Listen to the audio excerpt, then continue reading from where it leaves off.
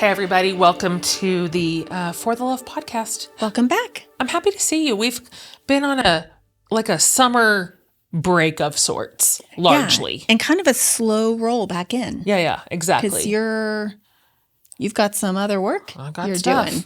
You do too. We got stuff. I'm laughing today, speaking of break, because we've got a sex educator on the show today. And the reason is because of you guys, by the way. So perhaps if you guys would stop downloading all of our sex content at like 5 times the normal rate, we might like knock it off. But you're letting us know your deal. But anyway, this reminds me so much because when I was in Oregon for meat camp, and okay, so let me frame this up quickly. I was doing a lot of cooking because I had this big kitchen. I was doing some test kitchen stuff for my next cookbook. So that was all a part of the plan. But I texted my host that I was renting from and said, look, I am one person cooking enough food for 6 people twice a day. I need something to do. I cannot throw this food in the garbage. I physically cannot do it. It's like I was born in the Great Depression. And so I said, would you be willing to give me the name of a neighbor? Before I just go knocking on doors, like an absolute sociopath. So she gives me, my neighbor, Don Groth, who is one house below me, and she gives me his cell number. So Don Groth is 78, as is his wife, Betty. And so, I start texting him, and I was like, I know this is strange, so I do. I am a person who will live here for the month of July. I am a person who's cooking. Is there any way, in a normal way, that you would be okay with me just bringing you basically containers of food every day? I can't put it in the trash. I cannot eat it. I'm just the one person. And so that is how I met Don Groth. And so first of all, real cute. Like, he would eat the food and then give me lots of notes, which was the cutest. I mean, lots of notes from Don Groth. Anyway, that became my best friend. Don Groth was my best friend at meat camp. We talked inside each other every single day. And I spent time at his house. He came up to mine, the food, the talking, all of it. So it was very, very cute. Like, he texts me one day and he's like, I see that I've got your website pulled up on my Google Chrome app on my phone. And then he says, could you come over today and show me any of the interesting particulars of your website? Any points of interest? Points of interest on your website. Well, first of all, yes. So I go down and I show Don Groth the points of interest. And so then when I got home from meat camp, when we're still texting, of course, he texted me in that first week. He's like, all right, I have signed up for your newsletter, but I haven't gotten one yet. How often should I be expecting one? I was like, okay, Don, go check your junk folder, because your internet probably thinks that sure enough. So he's like, here's my point. Don Groth is deeply involved and invested in all the things that I'm doing right now. And Amanda, my assistant, I'm telling like my business team all of this, of course, on the phone. They're asking for like daily Don Groth updates. And she's like, well, the good news is that now Don Groth is about to see all the sex stuff you put out. Your course, your podcast guests, the books you're recommending. I'm like, oh my God. It comes up right away. It does. It comes up right away when you pull it up. And listen, I'm not one to say Don Groth is 78. He's still we don't know what his needs are for content. Right. Exactly. I don't think that is what he was expecting out of our friendship. So. But also, he's an adult. He is an adult. He can make a choice. He can see the thumbnail. He can. And the title and decide, I'm going to skip this one. As you said, this is not for me. But also, like, one thing we talked about at the very end of the interview we just did with Celeste, like, she said, it's kind of risky to talk about these things, to put this out there. But also, I think what we are seeing is it's risky not to. Like 100%. this is why we are where we are. That's is right. because we won't talk about things. My gosh, it's so true. And you know who this is not going to feel as risky for? Our kids. Right. They're not going to be so fragile around this conversation, so rattled, so ill-informed or misinformed or uninformed. It's like we were the off-ramp generation. Because like our moms, their moms, their moms, their moms, there was a generational silence around sex that was probably the same, unchanged for so long. And then it hit us. And for whatever reason, I don't know why it is that it's probably multifaceted, but our generation was like, we're going to have to rethink this. Yeah. And we see it work. We see it mattering. And it is hard and awkward and weird, but also I think we're doing okay. I do too. I think we're doing okay. And I love that we have guests like today who can kind of grab us by our little hands and go, all right, follow me. Follow me. And then your people can follow me. And together, like collectively, we can come up with some new language, new ideas. Yeah. We can unlearn harmful shit. Like we can do harm reduction, as she said. And also, it's not our responsibility how people react to it. You're right. Even Don Groth. Yeah. Even in the very beginning, I thought a lot about which episodes my mother-in-law was going to listen to. This makes sense. Yeah. But also, she's an adult. She is. If she doesn't like the content, she can pause it and then go to something different. That is the truth of it all. Listen, I know that seems really simple, but it was a bit revelatory. No, it doesn't feel simple. That feels like growth. Oh, look at me. Look at you. See, this is what happens when you just say your big conversations in front of like hundreds of thousands of people for a year. Well, you know what I mean? You get a little desensitized to everyone's fragility and you just go, well, you can work that out. Yes, growth. It's good. Growth is good. And speaking of, this is a great episode for you to be here for. As mentioned previously, we know that you want to be because you have let us know in clear terms. We're here for the sexual content and conversations because we are craving healthy sex lives. And we want to feel free in this department and we want to feel excited and we want to feel desired and we want to feel liberated. And so that's why we have today's guest. If you have been tracking the show, we've been talking particularly about vulnerability this month through various outlets, but that's kind of that's the center spoke of the wheel. And I'm trying to think if there is a topic that is more vulnerable or central to our human experience than sex. This is a vulnerable topic for sure. And so we are talking today about sex after purity culture, after patriarchy, after capitalism has tried to, well, sell us our own bodies, essentially. And so we have a fan favorite on the show today. This is somebody who has deeply served this community in various ways for years. We've got the wise and funny and smart and insightful Dr. Celeste Holbrook today. So Celeste is a sexologist. That's a thing. And she helps women rewrite their sexual stories without shame.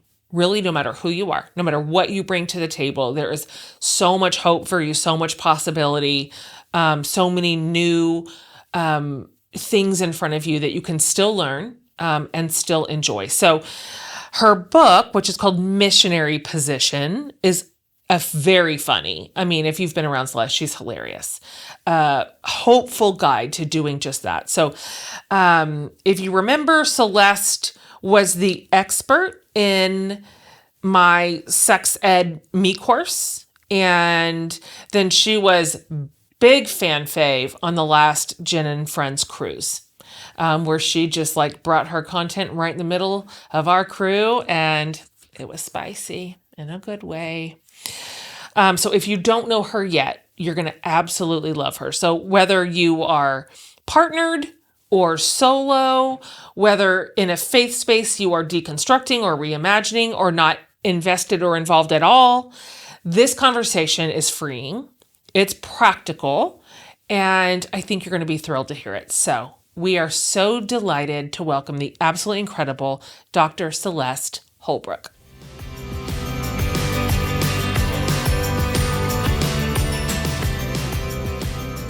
I could not be more delighted to have you back. You're one of our favorite people, and you have meant so much to my community for the last however many years. So thank you for being back, Celeste. Oh, I'm delighted. I'm so delighted. I think I'm actually more nervous than normal today because I feel like I know you better now. And I'm like, I got to do great for Jen. Ma'am, do you think that there is a reason? I'm just going to throw out a theory that I keep asking you to do basically everything with me. Like, hey, Celeste, do you want to come on a cruise with me? Do you think I'm just throwing against the wall? Like, I choose you. You complete me. Oh, thank you. Oh, You don't need to be hearts. nervous. Hugs and hearts. All right. Okay. I will not then. Let's just get it. Let's just drop our little feet right into the deep end.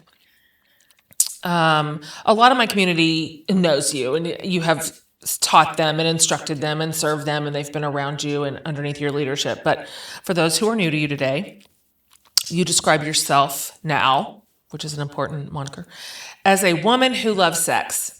We love to hear it. We love to see it. And for a ton of us, that'd be a radical sentence to even say out loud. I love sex. Oh my gosh, what a vixen. So I know that you've said this before into my community, but for the people that are hearing it for the first time, would you mind one more time taking us back to who you were before you became this version of you?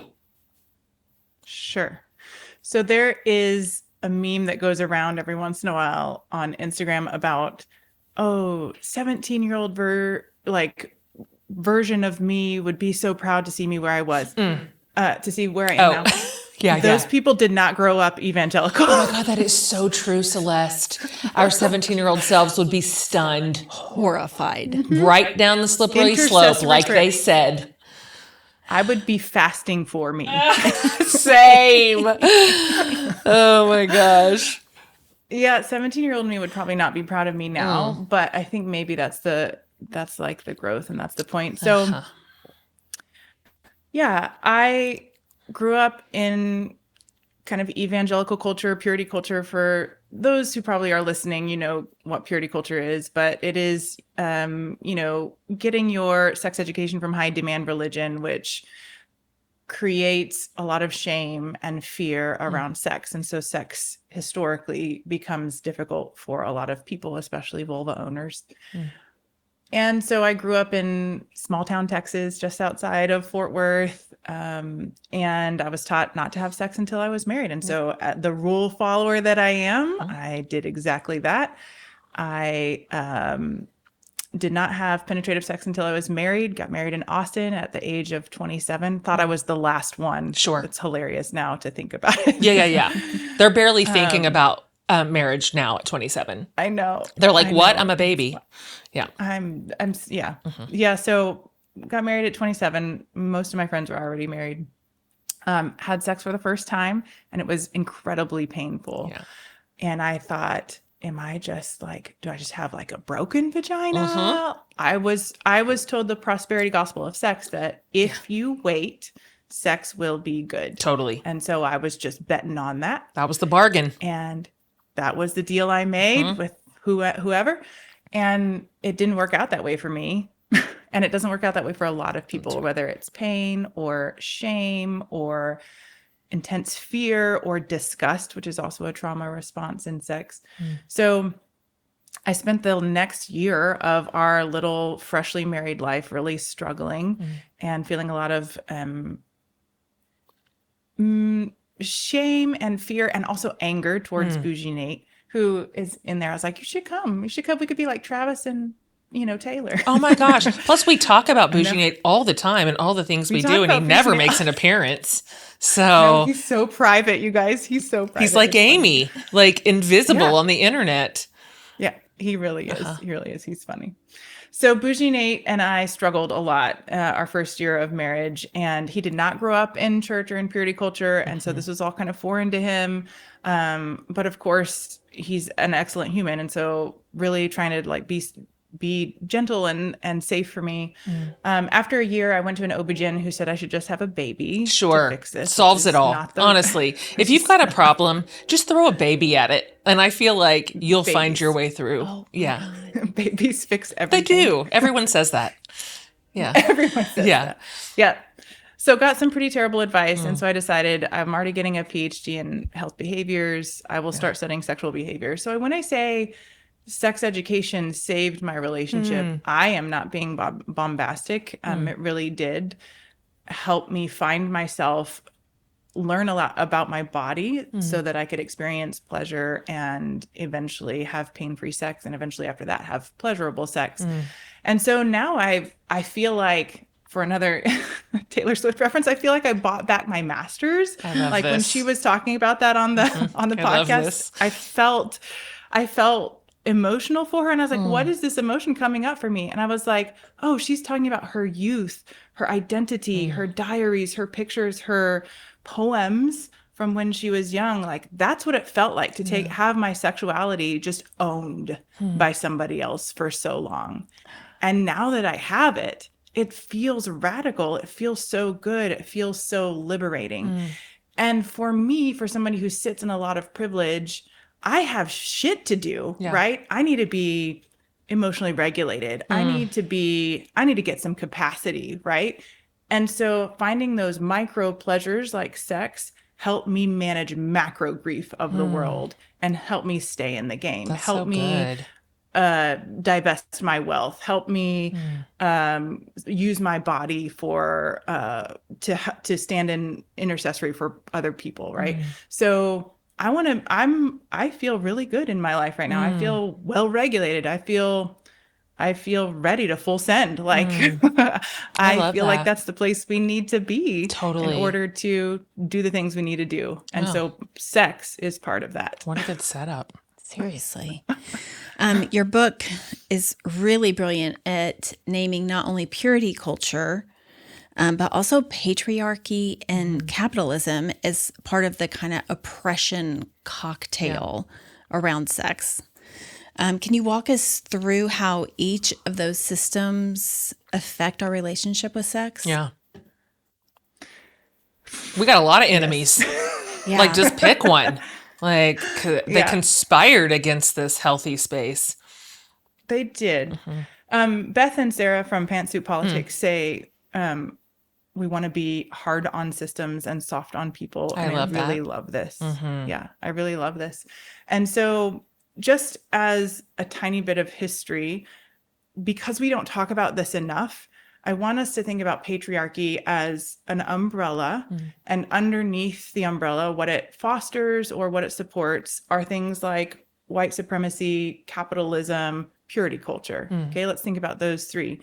And so purity culture isn't just the 90s and I Kiss Dating Goodbye. It is 1700s men and the people in power, white men, telling white women they need to wait until they're married to have sex because that continues on them, or that protects us to have always white babies, right? Simultaneously, we're telling Black women, or we're assaulting Black women. We're not telling them anything about remaining pure. We're telling them they're not pure. So purity culture has incredibly racist roots. And I think we don't talk enough about that. And so it protects capitalism, like enslaving people is a way to make more money off of by internalizing the costs, right? It protects white supremacy. So purity culture is this big umbrella that is protecting these other systems. So what does that mean for us now, today? That means that we view sex through a patriarchal lens, meaning media tells us how to feel about sex. Media tells us what is sexy. So what is sexy has been historically white, thin, able-bodied, young, right? And so the way that we view ourselves then says, well, what if I'm not all of those things? Am I still sexy? Is my body still okay? And so they all play little roles. Capitalism plays a role in the beauty industry, which I hope we talk about in a minute. The beauty industry telling us that we're not good enough, but they've got the solution, Certainly. right? So it just plays a big role in how we look at sex, how we look at our bodies, how we look at how we sound in sex. Did you know that we probably sounded different in sex before there were movies, right? That makes sense. Right? Because we don't ever see normalized sex. We see sex on media. That's the only time we ever see sex. And so we copycat what we think is sexual. But the problem is what we think is sexual is all driven by people with penises in general for the past 100 years. So we could have a whole grad school semester on these intersections. But in general, I think it's important for us to realize purity culture is very racist, has racist roots, and it's supported by patriarchy in general. That like opens up a zillion other, I mean, boy, that is, it is no wonder that this is a challenging conversation for so many people. We're going to drill into some of this, but I'd like to come up here just a little bit higher, that kind of in the place that you're at right now, sort of painting the broad picture. You talk about a lot that we were taught more or less to treat our bodies essentially as something to manage your body, not ever something to enjoy. And that is 100% true for me. I only knew about body management. That's the only story I ever got. Nobody even ever said one, even outside of the sexual realm, like you should love to dance, like let your body dance, or none of it, no enjoyment. And so I would like to hear you talk about that a little bit, maybe the origins of that, and then also what are some strategies, essentially some ways to sort of begin reframing our thoughts around that, or on the flip side, what are some ways to show up in our relationships in a different mindset? Yeah, is that too broad? Good luck. No, just however you want to answer that. I love it. Okay. Well, Jen, in this book, Missionary Position, you wrote a foreword. I did. I love this book. By the way, what a title. I'm like, how has no one ever named their sex book this yet? Like, I know. You pulled that out of the zeitgeist and it's yours now. And it's amazing. Yes. And the whole book is amazing. I mean, I was so honored to write a foreword for it because I thought there's not a single person I can think of who I would not put this book in their hands. Nobody, no matter what they bring to the table in terms of trauma or fear or whatever their history is. Anyway, we'll get into it. Back to you. Well, I wanted to point out that you write this piece in the beginning, this forward, about how you remember your body being compared to a stick, like a rose without petals. Yeah. And I think that is a good example of how, from the very beginning, for those of us raised in purity culture, our bodies are objectified. They are called objects. Yeah. Like that is the definition of objectification, yes. right? They are objectified from the very beginning. So from the very beginning, we're told we're like objects to be bought, sold, used by future partners. And then that turns into, like, maybe you divest from that over time, but that turns into my body is the way in which, or the tunnel through which men find pleasure. And so now I'm responsible for my male partner's happiness or my male partner's arousal. And so it's really difficult to start to look at your body as something other than an object. What the practical piece, because I love to be practical, the practical piece is for us is learning to experience sex over perform sex, we only see sex as a performance. We see people performing sex. And so it's very difficult to experience sex. I'm going to be in it instead of watch over it. Like I'm a kind of like watching over the sexual experience. How should I move next? What should I say next? How should I moan next?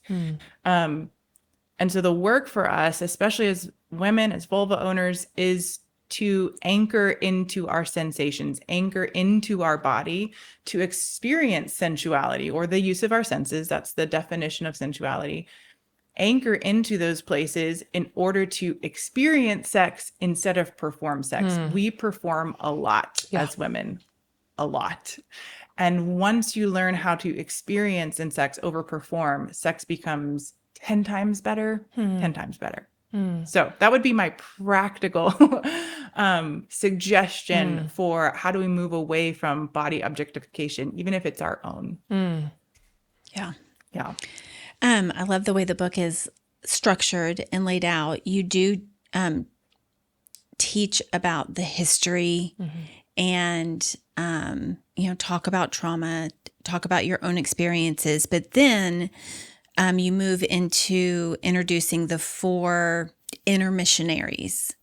And the tools you give us are actually just sort of learning how to activate these inner missionaries in ourselves. They're not external tools. And just to walk through the process of learning how to experience pleasure in a healthy way. Can you kind of break down the 4 missionaries for us? Yes, I can. So me and my friend Erin, who Jen knows, we came up with these archetypes years ago because we wanted to. I had 2 goals in writing them into the book. Is I wanted them to be an example of a clear path to healing. Like these are the steps. These are what they're named. And the second goal is I wanted women to feel less alone, because especially in this topic of sex, women feel so alone because they feel like they can't talk to anybody. They feel like this is too embarrassing. I don't know if anybody else is experiencing this. And so by understanding the parts of us that walk with us everywhere and bringing them forward. This is essentially parts work. If you've ever been to therapy and done this, you can feel less alone because you can call on these women, even if you don't feel comfortable going through this process with somebody else. You can call upon these inner archetypes that live within all of us. And so the archetypes are the analyst, who basically takes a look at the messages you got growing up. What are they? She's the analyst. She has got the glasses on in my head. Mine does, at least. We have the assassin, who is going to take the messages and slash the ones we can slash pretty quickly. Like, oh yeah, I don't believe anymore, this or that or the other. We have the healer. So the healer's work is to give us a gentle re-education. So I've slashed these messages about virginity, but now I don't really know what to feel or think about it anymore. So the healer helps us tend to those wounds of uncertainty by creating more and gentler. I always say gentle education because I feel like there's a lot of educators out there who may not be as culturally competent as I would want them to be, because maybe they didn't grow up the way that we grew up.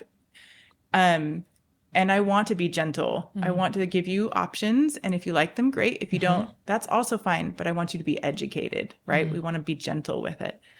So the healer gives you gentle and gentle re-education. And then the explorer is time to explore novelty. Now, I really want us to understand that jumping to novelty before doing some of these other steps can be traumatic. Right? So Amy, I don't want you to jump to anything too much. We had a conversation before we started. She's like, I'm happy where I am. Yeah. That's fine. That's so true. And that kind of, that's just a different iteration of performing. If you just jump to novelty without any of that work, then you're just trying on a different hat and pretending to be somewhere that your heart maybe can't sustain. Yes. I love, you are great at this. You are so great at correctly paving the on-ramp. We start here and we'll amp up as we go. Like, don't worry, we'll get you to the super highway. Like, don't panic. But I do want to talk specifically about pleasure, which a lot of women have a complicated relationship with for various reasons, as you have well established. And some of that is physiological, like it's biological. It's the way that your body is formed or shaped or responds. Some of it's psychological, obviously, spiritual, all quadrants. But I don't want to paint with too broad a stroke, but it feels like for a lot of women, pleasure, their personal pleasure, not their partners, is a different story. That's always been the lead horse. But like pleasure for women has been an afterthought, maybe at best. Even something to feel like embarrassed about, like ashamed of, like, what is wrong with me? Why do I want this so much? Why am I so turned on? Whatever the thing is. And so I'd like to hear you talk a little bit about the permission to want, the permission to have desire, and then ultimately, like in practice, as you say, which is your specialty, the permission to absolutely experience it, like in your sexual relationship. Yeah. Yeah. Pleasure is, I think pleasure is difficult for women a lot of times, specifically sexually, because we live in a world that socializes women to be hyper vigilant. Right? We are always on the swivel. God, We it's are, we have a lot of cognitive load that men are learning to catch up. By the way, can I talk about men just for a second? I love it. Let's go. We talked about this on the cruise a little bit, Jen, but I have a lot of hope in men. The men that show up to my practice are laying bare what they're feeling. They are like, I'm struggling here. Most of the men that come to my practice are coming with their partners. Yeah. Yeah. And they are really doing the work. And as an educator, I feel like the best way we help people make changes is not through anything like shame or I told you so or anything like that. It is through encouragement. And I just don't see us encouraging men enough to become vulnerable, to say like, I would like a better sex life with my wife, and I'm willing to do the work to learn how to not regulate with sex, right? That's a big one. And so I just want to like put it out there. There's a great book called For the Love of Men, which is really great too, that there are men doing really good work out there, and they come into my practice and I see them and I'm really encouraged. I love to hear you say that. And let me ask you this. We had another sex educator on the show a few weeks ago, and I asked her this, and I'd love to hear what you think too.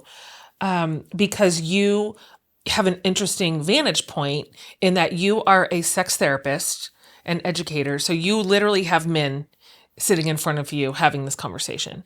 So what would you, if you had to pick a couple of things or however many that you wish women knew more about men when it comes to sex and their sexual relationship with their partners or whatever it is, what do you think we're getting wrong with our assumptions or with, we're just plugging into kind of a story out in the culture, but you really know because they're sitting across from you. Yeah. Yes. I love this question. So I think we as women could learn about men's relationship with sex and how it is formed by patriarchy and society as well. So we essentially teach men that they are to be one of a few things out in the world. They mask and they mask hard, Totally. a lot of them. Yeah. A lot of them, right? A lot of them don't. My husband doesn't. I don't think Tyler does probably, but many, many men have to mask so hard out in the world to be sturdy, to be, we allow them to be, maybe be angry, but not soft, not tender, maybe with their kids, but not otherwise, right? And so we have put them in these little boxes. And then we say, but in sex, you can be everything. You don't have to mask anymore. You can be fragile. You can be tender. You can be soft. You can receive pleasure. You can do all of these things that we don't want you to do out in the world. So no wonder sex feels very regulating for so many men, right? And so a lot of times I'm sitting down with men and I'm telling, a lot of heterosexual partners, I'm telling men and their partner, like, you get to be imperfect out in the world. You don't have to perform so hard out in the world. You can be vulnerable and you can learn to regulate and have vulnerability with other people, with other men, with your partner, whomever, so that you can show up to sex for the pleasure of it, not for the regulation of it. So when you say that, what you mean is when they are so limited in their real outward facing life that they are using sex, not in a diabolical way, but they're using it as self-regulation. Is that what you mean? That is what I mean, because how many times do I hear sex just helps me feel better, or I'm grumpy when I don't have sex? That's because you're dysregulated, my friend. I see what you're saying. Yeah, it's not about sex, it's about the regulation. And so if we can work on that outside of sex, then we show up both on equal levels with sex, and it doesn't feel like a responsibility for the partner to give sex. We're just showing up and we're experiencing pleasure together. Oh, that's good. Man. I just know that there's a bunch of women driving in their car right now or like walking around the block with their AirPods in going, oh my God. I know. My husband uses sex as regulation. That's why he wants it so much and why he's so bananas when he isn't getting it in the way that he needs it. So that is really revelatory and a deeply rooted issue. Like and a deeply rooted issue that we can give compassion to without trying to fix it, right? That's his work still. Right. It's not like, oh, he needs to regulate, so I got to give sex. Like, no. That's not what I'm saying. And you give us so many tools and instructions and examples of how to walk through that in a gentle way. And I think men need it as much as women. Totally. Like in the jumping to I think it's in the healer stage where you write a letter or just repeat it aloud about messages you received and how they were harmful, but also acknowledge there was a reason that you believed those things. Like you thought it served a purpose. It was a protection mechanism. And you say, like, thank you for trying to do that work. I don't need you anymore. Like, I'll let you go now. And I do think because purity culture is just as damaging to men as it is to women. All of these systems are just as damaging to men. They would be served so well by walking through all of these exercises with their partner and on their own. It was so good. You don't shy away from talking about capitalism's role here, especially the beauty and wellness industries. They all benefit from our disconnection. How do we start to divest from those systems without giving up some of the things that we really do enjoy? I mean, it's okay to enjoy some of those like self-care, self-comfort things, but how do we separate ourselves from that and not use it to regulate or not use it as a mask? Yeah. It's nuanced, right? This is a big conversation and something I have felt frustrated about forever and ever. And so I was like, okay, I'm going to lean into body positivity. And that wasn't right on. And I'm going to lean into body neutrality. My body's the least interesting thing about me. But that didn't help me feel better necessarily. And so I decided what really worked for me was this idea of harm reduction. So I want you to think about the beauty industry as a big arena, like a gladiator arena. And we are inside the arena, and the beauty industry are archers shooting arrows of messages down to us. And they also give us armor. So they're shooting the arrows of negative messaging. You are to this, to that, whatever. And they're saying, but you could wear this armor and you could feel safer, right? And so my work is to figure out how much armor I need to put on. I'm going to put on Spanx. I'm going to like straighten my hair for the podcast today so that I don't hear those messages like, oh, you don't fit the role of beauty, but not so much that I'm weighed down by it, that I can't still climb the wall of the arena and take down an archer.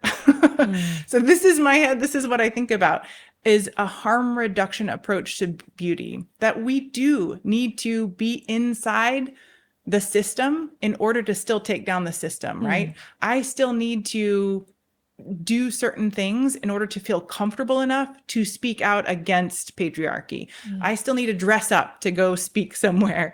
But I can do it in a way that feels appropriate to me, and I can take away things. I don't get my eyelashes done anymore because I decided I didn't care. I wasn't hearing those messages anymore. Maybe in 2 years I'll hear them again and I'll put that armor back on again.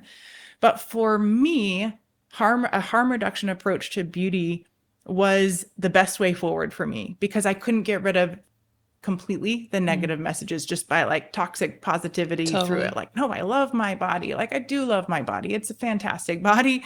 And also I still feel those negative messages. That's not my fault. That's the archers. That's the messages from society that are still aimed at me. And they won't go away for the rest of my life. Right. So what do I do about it? Harm reduction. I feel like harm reduction is always ethical. I do too. And I think it's also reasonable. I mean, because this is where we live. This is our world. So it is not reasonable to imagine that we can ever just shut that valve off entirely and be separate from it. We can't. So that to me makes so much sense. I want to ask you, so this is obviously not a religious book. It's faith informed. I don't know if that's a right way to say it. It's faith adjacent. If for no other reason, then a lot of it comes out of your experience, which kind of came up through that system. And this is a really tricky space for a lot of us. I've got a couple of thoughts. Like you probably saw this week, Doug Wilson, who's a pastor, and he's a Christian nationalist. And a fringe thinker and spiritual leader, in my opinion, but maybe not so fringe, and Pete Hegseth reposted him saying, women are the type of people that people come out of. And it was just dark. And then, the chorus of other white men patting him on the back, agreeing we should be a household vote country where the men vote on behalf of their wife and children. And it was bleak. But if that felt a little sconch extreme, that was the pool that a lot of us swam in to varying degrees. And so I know that you're not a theologian. I'm not asking you to be one. But for the women listening, which is a huge portion of my community, who are still trying to sort out, like, their faith and what do they hang on to? What do they release? And they're asking, I wonder where the God and sex conversations intersect. What does that look like? What is ethical? What does a sexual ethic look like there? I wonder if you could just speak to that to whatever degree you feel comfortable. I know that you're not prescriptive. You're not someone's sexual pastor. But for that person that feels like, you mentioned it earlier in the archetypes, I know that I want to release this, but I'm not sure what to put it in its place. Yes. And I appreciate you taking this on. I think what's really important is that I want to be a culturally competent practitioner right? If you come into my practice and you say, these are the things I want to hold on to, I'm going to tell you, look at you in the face and say, great, let's figure out how you hold on to those things and work towards pleasure in these other places you don't want to hold on to. That's for me being culturally competent. I had 16 years of Christian education, had a lot of Bible class. Yeah. So I do feel very faith informed. And what I will say is when I look at the Bible, I want to find best practices for loving people, best practices for service, best practices for sex. And so when I looked at the Bible, because I wanted to know what was there, if there wasn't just this purity, this virginity, what was there in the Bible about sex? So I took Song of Solomon, and I don't have it all written out in Missionary Position, but I took Song of Solomon and I did a deep dive into these two lovers and what they teach us about sex. And I believe Song of Solomon is a best practice for sex, because you see these two lovers finding equity. The female's voice is just as apparent as the male's voice. You have them finding belonging. You have them finding consent. You have them finding sexual worth, pleasure, agency, all of the things that we would want in a great sexual experience. They are also not married. I'll just put that out there. Yeah. And so if you want to find a best practice for sex in the Bible, it exists, in my opinion. I also want to encourage you that there are ways to create a sexual ethic that include your current value system. A sexual ethic is not a right or wrong. It is what feels consistent for me right now, right? And I help people build sexual ethics in 3 buckets. You have your value system, your intuition, what your body feels, and your education. And how can we fill up or let go of some of the stuff in these buckets to where it feels really yours. It needs to feel like yours. It doesn't need to feel like anybody else's. And so that's what we work on in the practice, is understanding the buckets of our ethics and then building a sex life and sexual behaviors based on what's in our sex ethics buckets. That's great. Man, I did really appreciate you using Jason Momoa as an example of how to determine what your sexual ethics are. Why not? I feel like most of us could really relate. You do not need to describe that anymore. Yes. My imagination can take me. And yet I was able to evaluate my sexual ethics even in that situation. That's awesome. So it really was a brilliant example. Oh, thank you. Thank you. I love Jason Momoa. Who doesn't? Can you please get him on the podcast, Jen? Oh my And then gosh. I'll be a Jason Momoa adjacent. Oh my word. We would have to take sedatives. Like, how would we get through it? Edibles for everyone. Oh my gosh. Yes, I would lose my mind. Yeah. He is a big, strong man. Yes. Okay, listen. Okay, God, back on Sorry, track. Back on track. Sorry. Focus. Okay, let's get practical. For someone who right now today is feeling disconnected, who still has so much shame from what they were taught about sex, what they've absorbed about sex, what is one small doable thing they can do without skipping too far ahead to take a step towards healing? I love this. First of all, I wish that every woman could sit in this seat because you will realize that you're not alone. That there is the last client what felt disgust about her vulva, and before that the last client wanted more sex than her partner, and before that the last client wanted to do a certain thing but was uncertain of how to ask her partner. Like, you're just not alone. Like, I've done this for 13 years. I have heard everything 10,000 times. Yeah, totally. And we just don't talk to each other about it, and that makes me really sad. So the first thing I want you to know, if we're going to give somebody specific practical steps, is that first, you're not alone. And then second, one easy thing that listeners can do just right now is to sit down and write out what you want to feel in sex emotionally, because all of our behaviors, we do them because we want to feel something. I pet my dog because I want to feel calm. I ride my bike because I want to feel free. I have sex because I want to feel what? And we are not taught to think about what we want to feel in our sex life. We are taught a lot about behaviors, 10 tips to make his toes curl, whatever. But we are not taught to build behaviors on emotion. And so that is the beginning of a better sex life, is to build behaviors on what you want to feel. I want to feel dominant. I want to feel submissive. I want to feel taken. I want to feel desired. I want to feel loved. I want to feel intimate. It could be a million different things.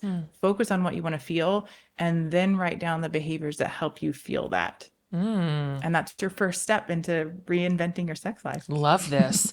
And as we kind of start to land it here, that idea, the possibility of reinventing your sex life is real. It's possible. It truly is, no matter what state anyone's current sexual life is in, what sort of demons they're fighting internally, what feels disconnected or like misaligned with their partner. That is not a life sentence. And so you have worked with thousands of women, men, couples, partners, and you've seen it. You've seen a new story rise up. So I think I'd love to hear what you most want women, particularly, because that's the majority of my community, to know about their own sexual stories and their own sexual possibilities. Yeah, I think I'd want them to feel valid, and that whatever it is they're thinking of is fine. There's nothing wrong with any thoughts. Great. There's nothing wrong with any thoughts. So a lot of women will come and be like, is it okay that I've thought of this? Like, yeah, Yep. it's okay. Your thoughts are okay. And they help give us direction to actual desires. Like, we'll say thoughts are fantasies or something that you think about. Maybe you think about to get aroused. Desires are behaviors that we actually do. And lots of times they aren't the same, which is good and okay, right? But we can learn from our fantasies the things we want to feel emotionally to create desires. Maybe I fantasize about, this or that, being tied up, being spanked, whatever it is. But in my actual sex life, my desires is going to be like a little more accessible, shall we say. And so your thoughts are valid, and we can learn from them, and you can use them to create a sex life that works for you. I like that. Like, what's just under the fantasy? Yeah. What's the feeling there that is interesting? Yes, exactly. Or that's such a good framework. We are going to wrap this with you with a couple of rapid fires. Okay. All right. Here's the first one. What's the most surprising sex fact that you like to teach? Ejaculate leaves the body at 37 miles an hour, which is the same as a regulated golf cart.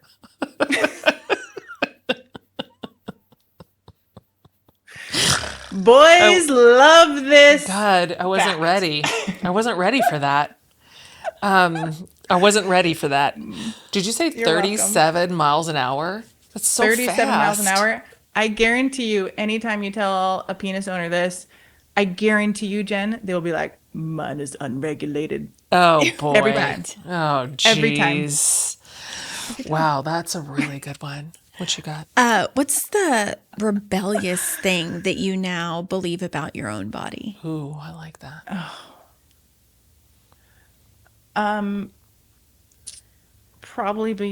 Probably that I can be gentle with her. Like, I've spent so many years trying to like make her into something that she wasn't, and I can just be soft with her. Oh, yeah.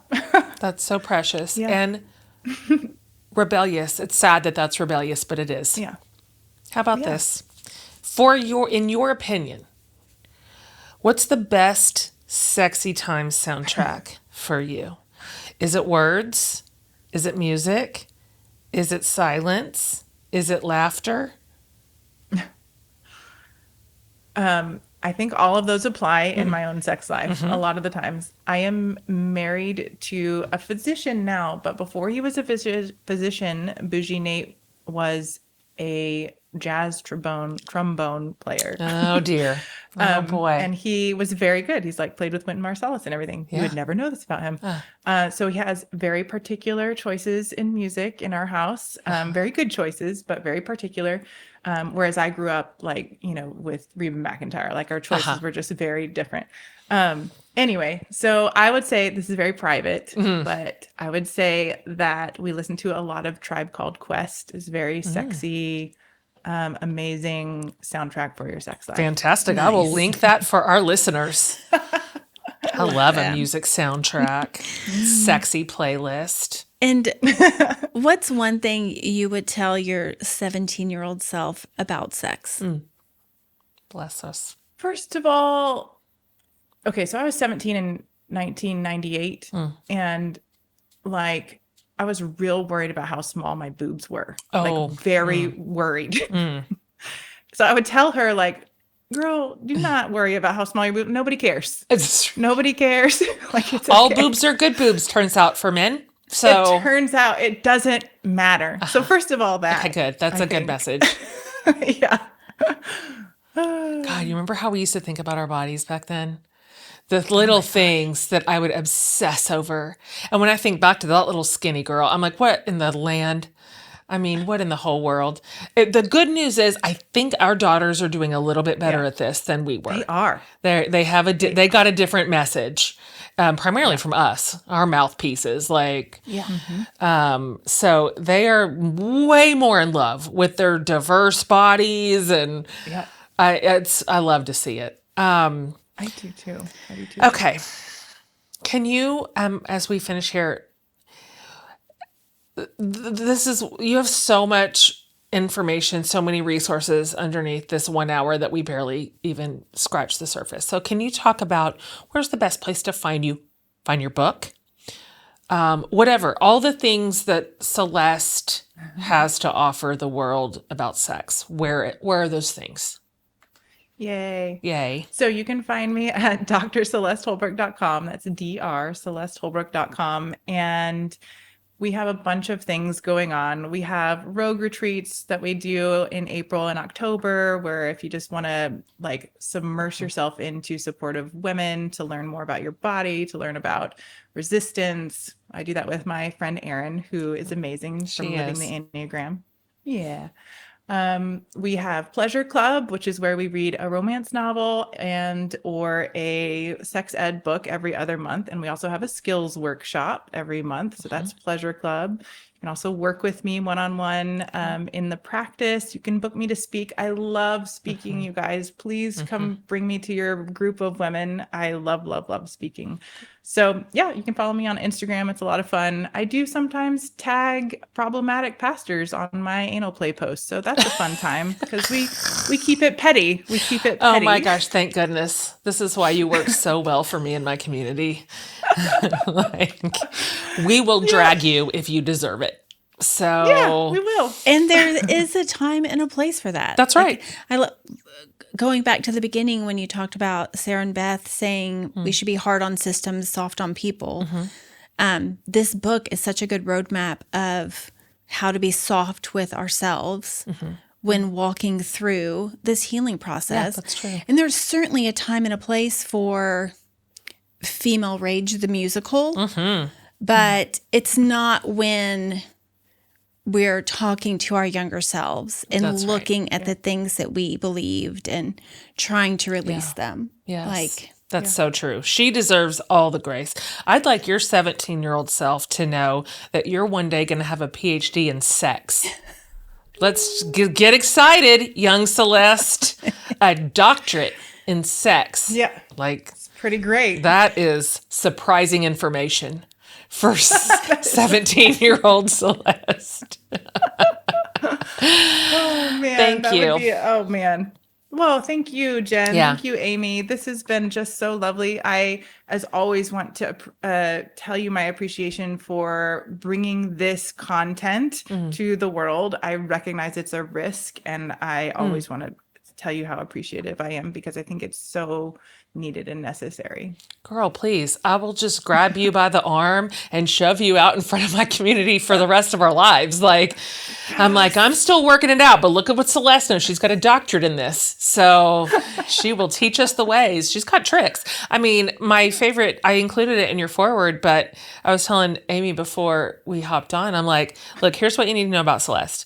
When she came to this home to film the sex ed course with me, she brought a bag of vibrators for the whole crew, the lighting guys, the camera guys, whoever was there. You're like, you know what? Little travel vibrators for everybody. I'm like, well, let's get going. Cameras, let's go. So nobody is spared. Listen, the boys don't get spared. The young ones don't get spared. We're going to be upfront about this. This is fine. Everybody's okay. You're all right. Everybody's okay. All right. All right. Happy to see you as always, my friend.